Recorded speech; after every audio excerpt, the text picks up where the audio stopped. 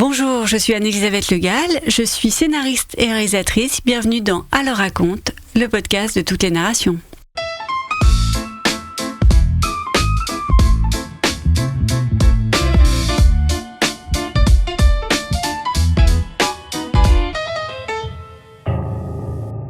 Pour ce deuxième numéro, je reçois Gilles Caplan. Gilles Caplan, qui est comédienne, chanteuse, enfin surtout chanteuse, et aussi autrice. Oui. Bonjour Gilles Caplan. Bonjour Anne-Elisabeth. Alors, tu as sorti, il n'y a pas longtemps, un livre qui s'appelle Le feu aux joues. Comment est né ce livre ? Est-ce que tu peux nous dire ? Alors, ce livre est né, c'est une commande, enfin c'est pas une commande, c'est une demande. C'est d'une femme que j'ai rencontrée qui est éditrice, Elisabeth Samama, qui m'a dit « Mais t'aimerais pas écrire sur les disques qui ont marqué ta vie ?» Et je trouve, voilà, c'était vraiment la super porte d'entrée, parce que si je prends les disques qui ont marqué ma vie, je vais forcément les remettre dans mon contexte à moi.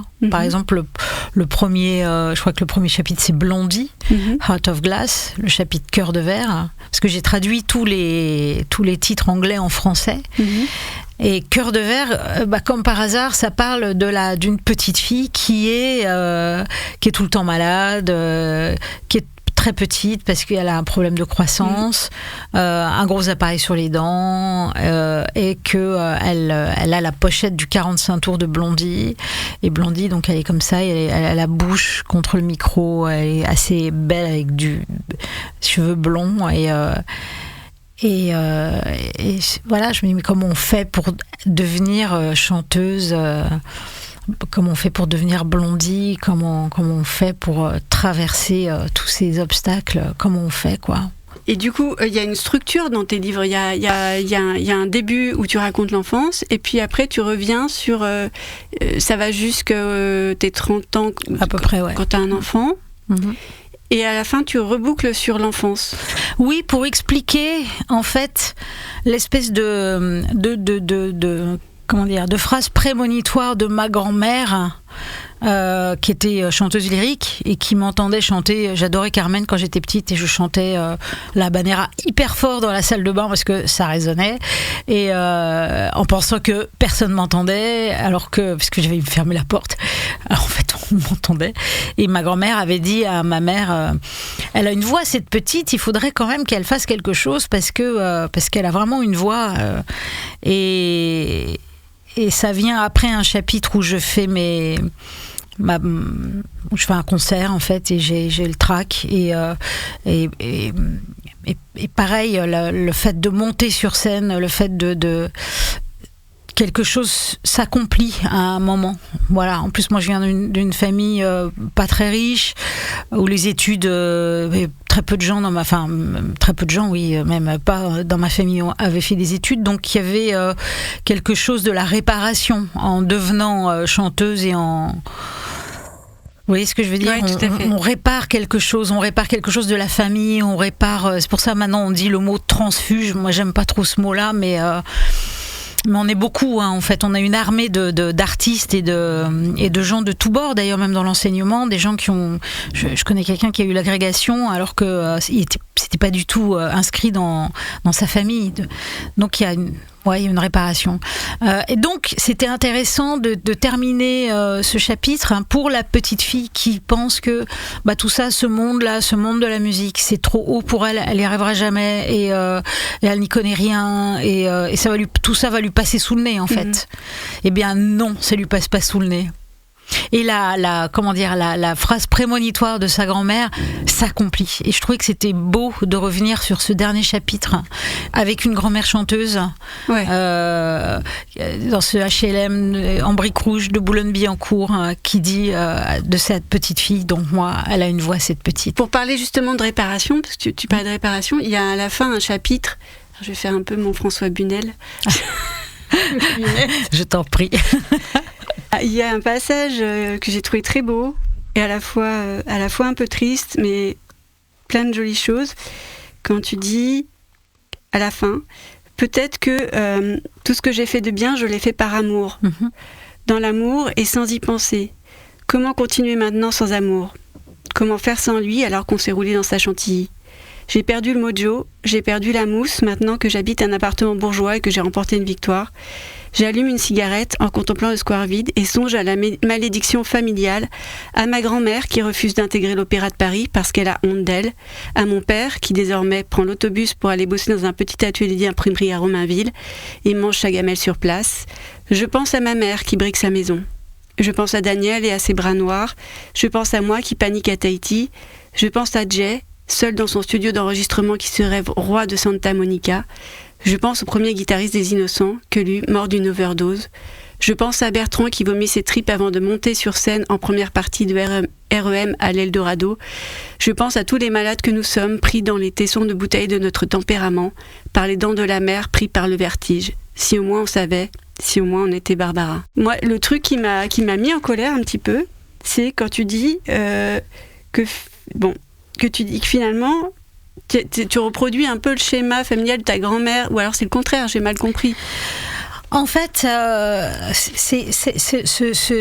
passage, il arrive dans un moment particulier du livre hein, où la personne avec qui j'avais fait mes premiers disques en toute confiance décide d'arrêter de travailler avec moi pour se consacrer à autre chose. Et à ce moment-là, je me sens vraiment très seule, et c'est l'amour dont je parle justement. C'est-à-dire que c'était une personne avec qui on vivait pas du tout ensemble, il n'y avait pas de... Comment dire, il n'y avait pas de couple, de notion de couple biblique, j'ai envie de dire. Non, c'était plus une espèce d'amour profond sur la sensibilité, qui nous reliait, une compréhension profonde de l'autre, de la sensibilité en fait.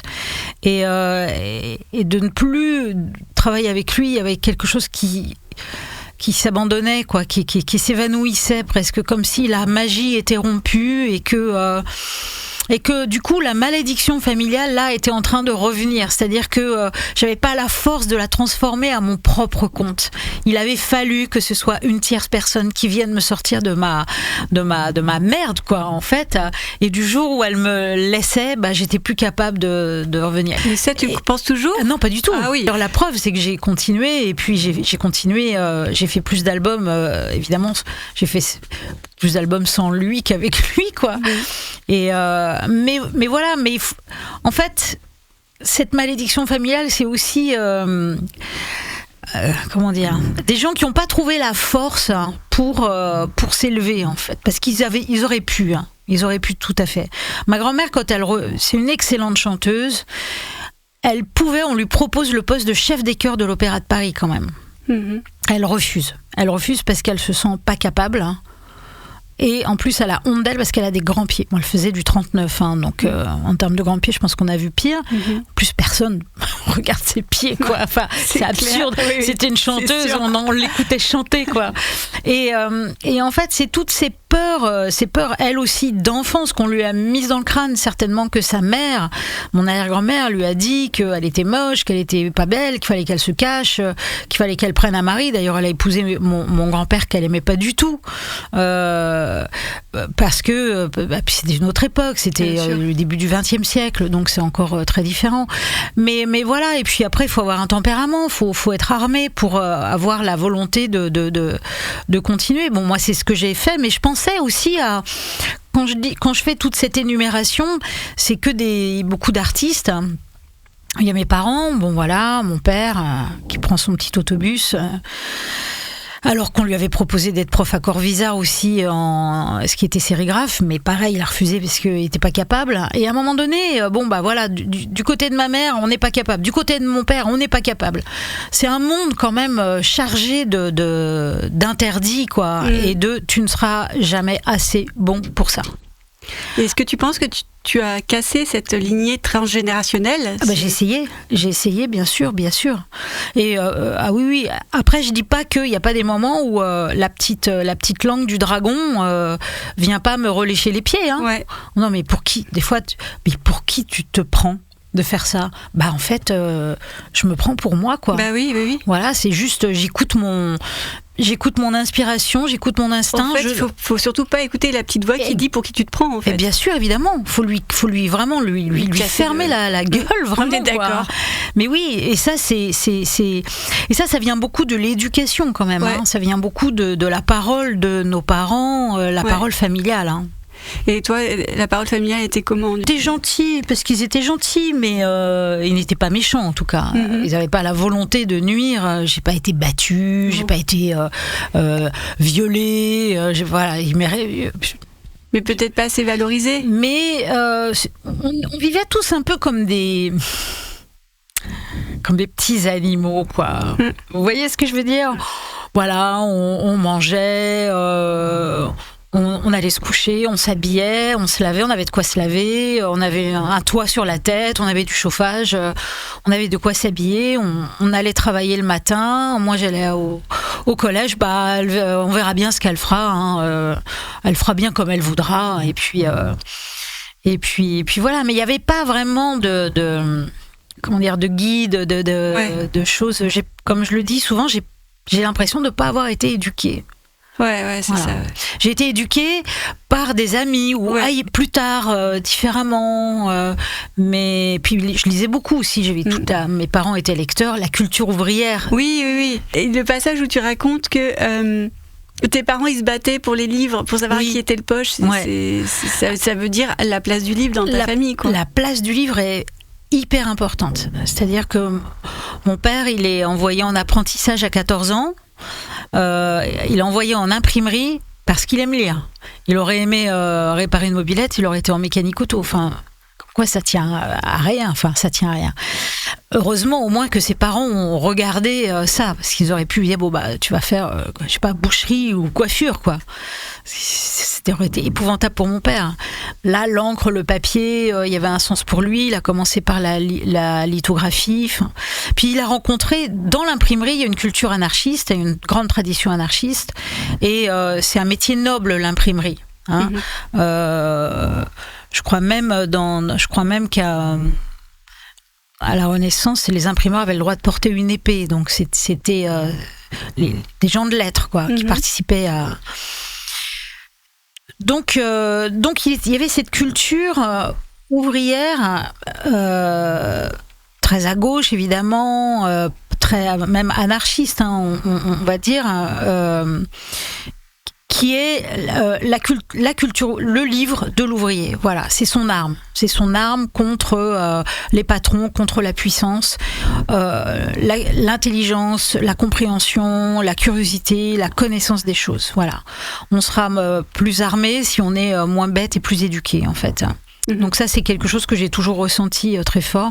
Il fallait lire, il fallait avoir de cette connaissance-là du livre, l'amour du livre, l'amour de la réflexion, quoi. Voilà, donc ça, je l'ai eu. Ouais. Et donc pour toi, alors faire un livre, ça doit être un truc... mais moi, c'était dingue. C'était dingue. C'était fou.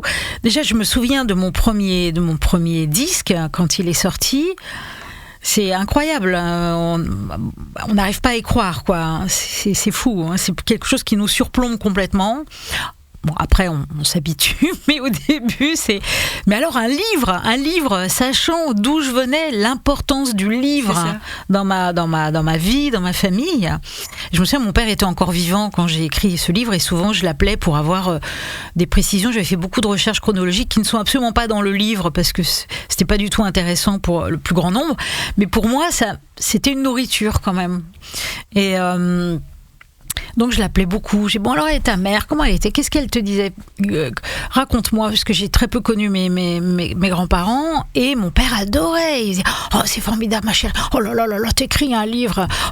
Il était toujours très exalté. Il disait oh là là, ma fille qui écrit un livre. Oh là là, c'était dingue, quoi. Et alors en plus, c'était une grande maison d'édition, donc pour lui c'était fou, quoi.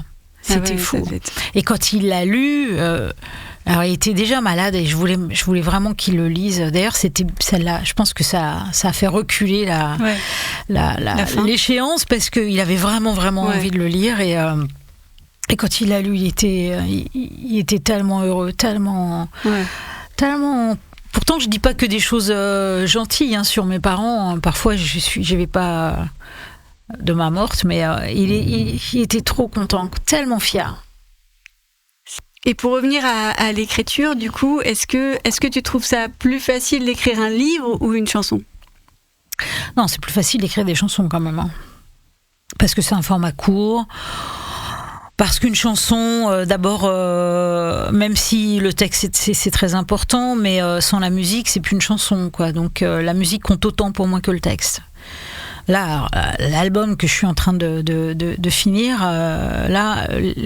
j'écris les textes d'une manière complètement différente des autres. Ah oui, comment tu fais ?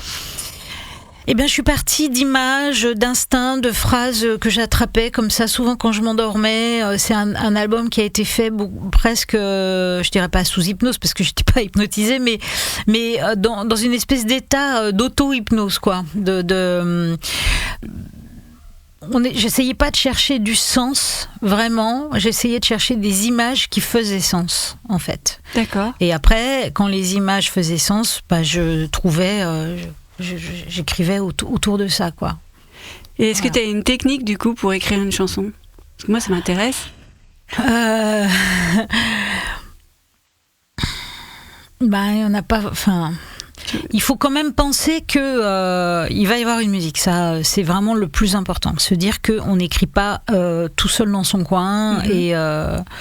Donc tu commences par les paroles avant la musique ? Ça dépend. Des fois, je fais en même temps. Moi, je compose pas tellement, mais j'aime bien le processus de composition. Ouais. Par exemple, avec Émilie Marche, avec qui je travaille, on est parti. Le premier rendez-vous, je me souviens, c'était 1er mai, donc bientôt, demain, ça fera 1 an jour pour jour qu'on a écrit la première chanson de cet album. Et je suis arrivée chez elle et on n'avait rien. Pas un bout de texte, pas un bout de musique, rien. Et on s'est regardé, on s'est dit, comment on fait ? Et puis elle a commencé à prendre sa guitare, et puis elle a fait une espèce de riff, et je fais c'est pas mal ça. Et puis j'ai commencé à penser à une scène chez moi, parce que j'ai un canapé orange, et voilà, je suis partie du canapé orange. Donc tu pars d'une scène quand même. Je pars d'un état, d'une scène, d'un état quand même, d'un moment particulier. Parce que c'est comme dans ton livre, j'ai l'impression que c'est très imagé quand tu écris, que tu vois les scènes. Oui, moi il faut que je vois. Ouais. Si je vois pas, je peux pas écrire. Ça c'est sûr. Mm-hmm. Ouais, la vision, je vois, et après j'écris ce que je vois, ou je tente de faire comprendre ce que je vois. Mais c'est sûr, même dans ton livre, on le sent, c'est des petites scénettes, ça pourrait se jouer, ça pourrait être un film, quoi. Oui. Et même tu l'écris, je crois, à un moment donné, tu mets gros plan sur les chaussettes. Ouais. Oui, gros plan sur les chaussettes vert pomme. Exactement. Je m'en souviens, ouais. Du producteur qui enlève ses chaussures et qui se frotte comme ça les mains sur les genoux tout le temps, et qui me regarde, qui est brun frisé, qui est comme ça. C'est très cinématographique comme écriture. Mais j'aime bien croquer, en fait. C'est comme le croquis du peintre, du caricaturiste. Du caricaturiste. Faut attraper des gros traits, peut-être. Voilà, les grands traits. Et après, une fois qu'on a les grands traits, on peaufine. Gros plan sur les chaussettes vert pomme. C'est ça. Et là, on peut même rentrer, si c'est du fil d'Écosse, du coton, du polyester, un vert plutôt kaki, un vert plutôt clair. Plan large, plan moyen, gros plan. Voilà, exactement. Après, il y a quand même une métrique aussi à respecter. Mm-hmm. Et puis après il y a la musique des mots aussi, il faut que ça c'est important. Parce qu'il y a des mots qui sonnent mal, j'imagine. Ah oui, il y a des mots affreux. Surtout en français. Il y a des mots qui sonnent horriblement mal, et surtout qui sonnent mal avec la musique. Donc après il y a la manière aussi dont tu vas dire les mots, il y a tous les accents toniques à placer selon le rythme que tu veux donner. C'est ça en fait parce que tu peux dire je sais pas moi, le tissu bleu tendu sur les murs, tu vois, tu peux faire... Voilà, là on a déjà un début de chanson. Voilà. Pourquoi pas. Et sa blondeur n'importe quoi, enfin, tu vois. Je parle de toi parce que t'es blonde, mais voilà, essayer d'être dans la sensation des choses, des gens. Faut quelque chose d'assez sensoriel, d'assez sensible. Faut faire marcher ses 5 sens. D'accord. Quand même. Ouais, par exemple dans Daron, qui est une chanson pour sur mon ton fils. Il y a des mots, il y a des phrases compliquées. Enfin, compliquées, c'est pas Nietzsche ou Spinoza, mais quand je dis ce trait de crayon qui danse, c'est toi mon enfant. Bon bah ce trait de crayon qui danse, je voulais qu'on voit comme une espèce de fine ligne. À un moment donné, je dis fine ligne, trait de crayon qui danse, c'est toi mon enfant. Je voulais qu'on voit cette espèce de silhouette un peu longue, un peu fine, qui marche dans le soleil, avec des bras comme ça, un peu dégingandés. Donc après, il faut trouver la formule qui dit ça.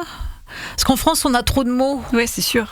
On a puis on a trop de mots, trop de petits mots, trop de petites prépositions, des conjonctions de coordination, tout ça, on en a plein.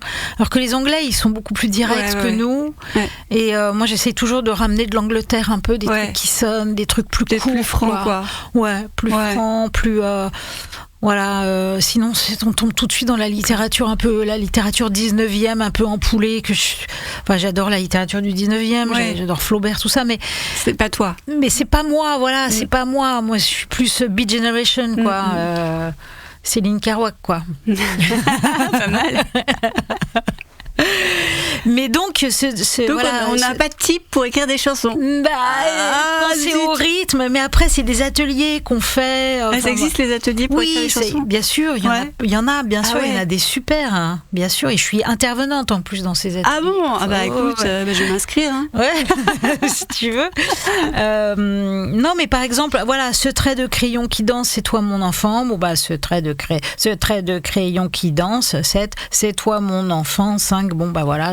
Donc il va falloir faire rentrer tout ça dans une ligne musicale, quoi. C'est comme un poème, en fait. Voilà, mais après, si tu fais plutôt, tu vas dire, ce trait de crayon qui danse, c'est toi. Tu vois l'accent, ce trait de crayon. En fait, le ce, déjà, tu vas raccourcir ta phrase qui va commencer à trait, mais si tu dis trait de crayon qui danse, c'est moins joli, en tout cas, que ce, parce que tu montres ton enfant. Et après le qui danse, faut presque que ça soit en même temps, quoi. Ah ouais, d'accord. Pour que ça rebondisse, quoi, que ça fasse un petit effet de rythme, d'ondulation, quoi. Ok, c'est clair, hein, c'est très clair. Ok. Et il y a dans ta voix, justement, comme tu as chanté un petit bout, il y a un truc que j'entends moins, c'est quand tu étais plus jeune, par exemple dans Tout ce qui nous sépare, tu disais prison. Ouais. Et ça, je l'entends moins. Ouais, je l'ai atténué, ça m'énervait. Mais ça, c'est le type avec qui je travaillais, Jay, il adorait que je fasse ça, parce qu'on était tous les deux des grands fans de Dylan. Ouais. Et Dylan chante vraiment comme ça. Well, in the field, don't you be home like a rolling stone. Ouais. Il chante tout le temps comme ça. How does it feel? Et en fait, naturellement, j'ai une petite gouaille, voilà, qui fait un peu traîner comme ça les mots.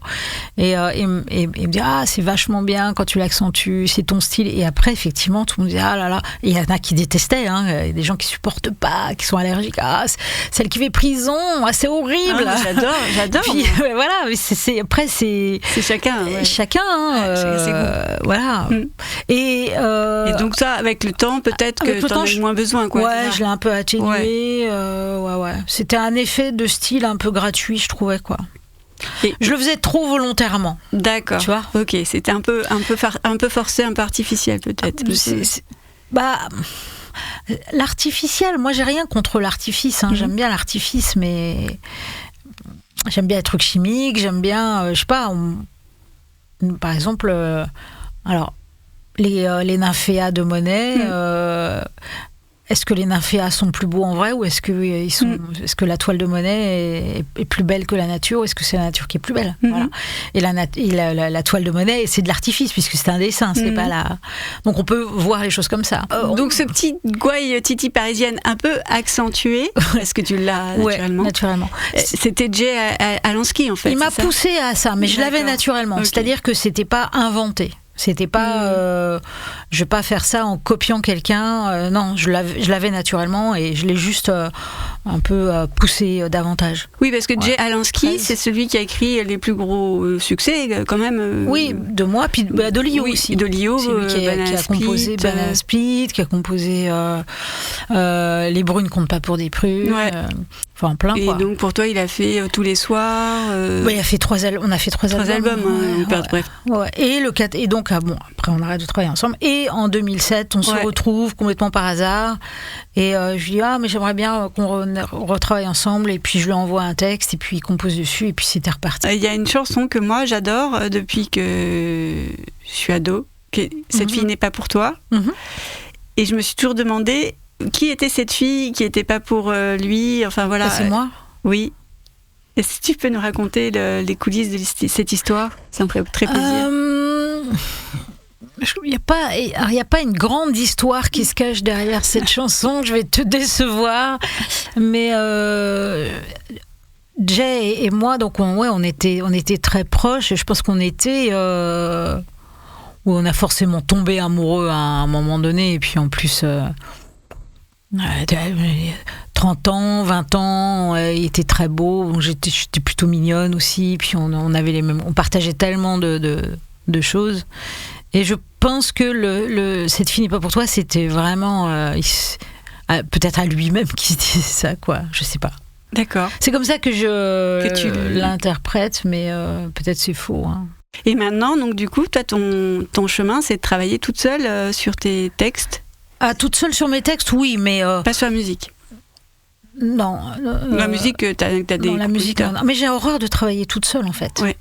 Il y a des moments où on est obligé d'être seul. Il faut être seul. De concentration, de création, de rêve, de ce travail de sensorialité. Parce que moi, j'écris avec mon corps, vraiment.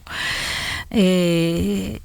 avec ce qu'il ressent, avec le corps, mon corps prend de l'espace, il est dans l'espace, quel est cet espace, c'est important pour moi. Mais après, quand je commence à écrire, bon, faut me foutre la paix, ok, très bien, il faut que je tire l'idée, quoi. Mais après, j'aime bien avoir un retour, et notamment de la personne qui compose, Émilie, avec qui on est vraiment très très proche. Il compose, j'essaye de chanter.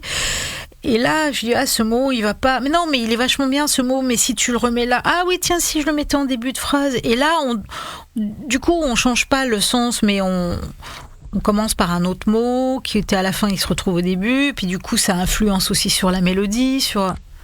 C'est un jeu de Lego, quoi. On fait un petit château en Lego, et puis il faut que ça rentre, quoi. Tu es en train d'écrire ton prochain album ? Mais j'ai fini de l'écrire. T'as fini ? Voilà, j'ai fini de l'écrire. Là, on va partir le mixer, donc il est fini. Ça sera quoi la couleur ? Parce que t'en as eu un qui était un peu jazz manouche. Ouais. Café de la danse, c'était plus un peu plus intimiste, on va dire, un peu l'album Danser sur les cendres. Sur les cendres danser ? Ouais. Oui, plus chanson folk un peu, quoi. Voilà, chanson folk. Donc là, ce sera comment ? Rien à voir. Moi, je fais jamais d'album j'arrive. Parce que t'as besoin de te surprendre, c'est ça ? Ouais, puis de changer, puis surtout, j'aime tellement de genres de musique différents que je peux pas mes grandes amours, c'est quand même le rock, la pop, tout ça. Bon, ça c'est évident, mais c'est mon ADN. J'étais tellement amoureuse de Cure, de Susie and the Banshees, des Specials. C'est des groupes qui ont tellement marqué ma vie que je peux pas imaginer faire autre chose que ça. Mais après, j'adore aussi Philippe Glass, j'adore Ravi Shankar, j'adore la musique éthiopienne. Enfin, il y a tellement de choses. J'adore le jazz. Donc c'est très compliqué de se cantonner voilà, à un truc. Et c'est beaucoup de morceaux assez rapides et assez dansants là. Ah ouais. Rien à voir. Rapide et dansant. Un peu rock ? Pas trop. Oui, il y a des touches rock. Émilie, c'est une guitariste qui est très rock, donc il y a des. Pop. Oui, il y a des. C'est difficile de se définir. C'est très difficile parce que. Non, mais. Bon, faudra écouter. C'est dansant. Ça sort quand ? Voilà. Il y a même des trucs pas loin de la disco à certains moments. Ah bon? Pas loin, c'est pas Gilles disco. Cablon qui fait de la disco? Non, c'est pas de la putain. J'ai dit pas loin. Donc il y a des petites sur 2 ou 3 morceaux. Oui, il y a 2 ou 3 petites incursions. Ça donne envie. Putain, je me suis. Oh, mais c'était tellement bien, quoi. Tu t'es lâché? Ah là là là là. J'ai adoré ça, quoi. Génial. Ah ouais. Mais c'est un album rapide. Hein. Ok. C'est pour danser alors. C'est pas forcément. Bon. Quand même, si. Je dis, c'est bien ça. Ça sent la sueur sous le perfecto, quoi. Ok. J'aime bien. C'est un album. Je vais pas le dire parce que sinon je vais. Mais moi, je trouve que c'est un bon album pour draguer, quoi. Ah oui. Oui, d'accord. Pour conclure, tu veux dire. Ouais, je trouve. Ça sort quand? Fin 2026, je pense. Mais j'écris un nouveau livre aussi. Oui, alors je sais. Oui. C'est sur des musiciens et des musiciennes, parce qu'en fait, en écrivant ce livre sur la musique des autres, mon éditrice m'a dit, il faut vraiment que tu écrives sur la musique, parce que t'as vraiment un don pour ça. Tu sais vraiment très très bien écrire sur la musique. C'est vrai, elle a raison. Ouais, bon. Là, moi, j'ai adoré décrire le concert de Succès and the Banshees à la Mutualité, où c'était complètement chaotique. Puis d'écrire la musique de David Bowie, ce que ça fait comme délire d'extase, quoi. C'est-à-dire que la musique, les sonorités de la musique, à un moment donné, c'est de la vibration intime, quoi. Hein. Et donc je suis partie avec un thème, évidemment, qui va tous les rassembler entre elles et entre eux. Le thème, ce sera la surprise. Hein. Ok, d'accord, très bien. Voilà. Donc un nouveau livre en écriture, on ne sera pas sûr, quoi. Voilà. Et c'est toutes sortes de musiciens. Hein. C'est voilà. Okay. Ça va de Maurice Ravel à Fréhel, en passant par Robert Johnson, et puis des musiciens. D'autres qui sont beaucoup plus inconnus, quoi. Ok, et ça, c'est pour 2027? Ce sera quand ce sera fini, surtout. Il y a dans tes chansons, que ce soit les anciennes ou les nouvelles, souvent tu racontes l'histoire de figures du cinéma, par exemple Marilyn Monroe il n'y a pas longtemps, et puis avant il y avait Liza Minnelli, et puis Nathalie Wood. Et on a l'impression que toujours le cinéma, ça va dans tes chansons et dans les livres, et en fait que tout circule, que tous les arts circulent les uns avec les autres et s'alimentent et s'enrichissent. Oui, c'est vrai. C'est surtout que ces 3 figures alors Nathalie Wood et Marilyn Monroe, en plus, alors il y a Virginia Woolf dans le dernier quand même aussi, hein. C'est marrant parce que Virginia Woolf et Nathalie Wood se sont noyées. Ouais. Voilà. Et mais ça, j'en avais pas au moment. Enfin, j'ai pas du tout réfléchi comme ça. Bon, Marilyn, voilà. Tragique. Les destins. Les destins comme ça de femmes tellement solaires, tellement belles, qui sont des exemples de force quand même. Hein. Parce que la beauté, c'est une chose, mais il n'y a pas que la beauté, il y a aussi tout le feu intérieur qui est nourri, quoi, hein, le feu intérieur de la beauté, quoi. Je pense à Vivienne Lee, je pense à Eddie Lamar, je pense à vraiment Katharine Hepburn, plus récemment une femme comme Nicole Kidman ou comme Cate Blanchett, Meryl Streep, qui sont des femmes audacieuses, ou Sharon Stone même, qui sont des figures de femmes qui luttent à un endroit aussi, qui luttent voilà, pour ne pas être que la blonde idiote, que la femme objet, parce que c'est je reviens à un film qui s'appelle Gaslighting, Gaslighting, je sais plus. Qui est en fait la façon dont les hommes regardent les femmes, et qui sont des regards comment dire, qui enferment d'une certaine manière et qui imposent d'être comme ça, quoi, qui imposent d'être dans un schéma, quoi. Et elles ont toutes fait énormément pour changer ces stéréotypes. Katharine Hepburn, Audrey Hepburn, qui étaient des femmes qui se mettaient toujours en pantalon, qui étaient des danseuses, qui étaient des femmes intelligentes. Oui, c'était les premières féministes. Voilà, exactement. Elles ont fait beaucoup pour l'histoire Exactement. Faire avancer l'histoire des femmes. Exactement. Eddie Lamar qui a quand même inventé le Wi-Fi, quoi, qui a été une pionnière de ça. Donc, et qui alliait la beauté, la très grande beauté, et l'intelligence et la force, quoi. Et donc ça t'inspire, quoi. Ouais, même Marilyn, hein, elle était très, même si elle était névrosée, malheureuse, tout ce qu'on veut. Elle avait monté sa société de production, elle prenait des cours de théâtre avec Lee Strasberg, elle s'allongeait sur un divan de psy pour mieux comprendre de quoi elle était faite. Elle a tout le temps voulu s'améliorer, aller de l'avant, devenir une meilleure personne. Ouais, quoi. Bien sûr. Voilà. Pour compenser la puissance qu'elle n'avait pas de réalisateur ou de producteur, parce que c'était le vrai pouvoir, il est toujours dans ceux qui fabriquent, ceux qui payent. Ouais, voilà. Et ça, il y avait très peu de femmes à l'époque. Et ça, est-ce que quand tu écris une chanson, tu as l'impression de raconter une histoire comme ça ? Non, je pense pas à tout ça. Si je pense à ça, le sujet devient plus gros que moi. Alors j'écris pas du tout, quoi. Ouais, ça te bloque, non, j'écris jamais en me disant tout ça. Encore une fois, j'écris de manière très très instinctive, quoi. Ouais, d'accord. C'est même Marilyn, c'est venu un jour où j'étais ultra triste, pareil, bref, pour des raisons, j'ai passé des mois et des mois très très tristes, hein, et j'ai dit à un copain, écoute, ça passera, tu sais, même Marilyn était malheureuse, enfin, en disant, elle avait tout, quoi, elle avait la beauté, la gloire, l'argent, les hommes à ses pieds, et puis malgré tout, on a beau avoir tout, on est quand même malheureux, quoi. Donc même Marilyn. Et il me dit, mais ça ferait une bonne chanson, ça, même Marilyn. Je fais, ouais, c'est vrai, c'est pas mal. Et puis ça a fait une chanson, quoi. Et par rapport au succès que tu as eu quand tu étais plus jeune, comment tu le vis ?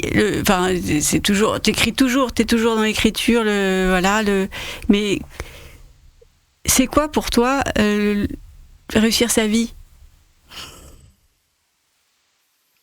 Et comme ça, là. Ouf.